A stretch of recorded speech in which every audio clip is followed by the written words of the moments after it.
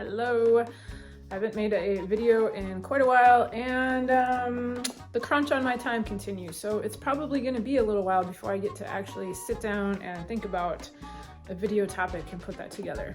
I have been working on a painting behind me. This one has been in my studio getting worked on off. It's been a year. I saw a picture of this from a year ago in February, close to being finished, and then it wasn't, and then I got mad at it and I hit it. This is a painter thing. Artists, you relate? Those paintings that just won't cooperate. This one wouldn't cooperate, so it was relegated to my studio for a long time. I switched media on it. I was started in acrylic, and acrylic and I were not getting along very well, so it is now an oil painting. I'm about 2 layers in, and it's in that weird, not really dry phase. You know what I mean. The lights are really wet and the rest of it's dry and it's sunken in, and it's oil. I love it. It's a mess. But the reason I'm on here is this is in water-mixable oil.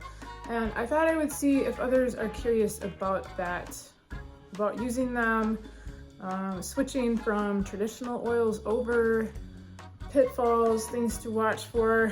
And when I picked up painting again around 2011, oil was that was my main thing. So I jumped back in. I started studying with an atelier program and a lot of plein air painting, and that was all in oil. And I began having conversations with artists who were running into lots of issues from the solvent that they were working with. Even Gamsol. There's still stuff in the air, and your skin is getting exposed to that when you work, and I don't like wearing gloves. So at that point in time, I followed an artist who was working exclusively in water-mixable oils. And so I started, as I needed to replace colors, I started adding a tube here or there that was water mixable, and then I set up a kind of minimalist palette, a Zorn palette in that, and then started adding as I could go. At this point, I have completely transitioned over to water mixable oils, and I have not looked back, and I don't have to use terps. But the bottom line was I didn't want toxic stuff in my studio.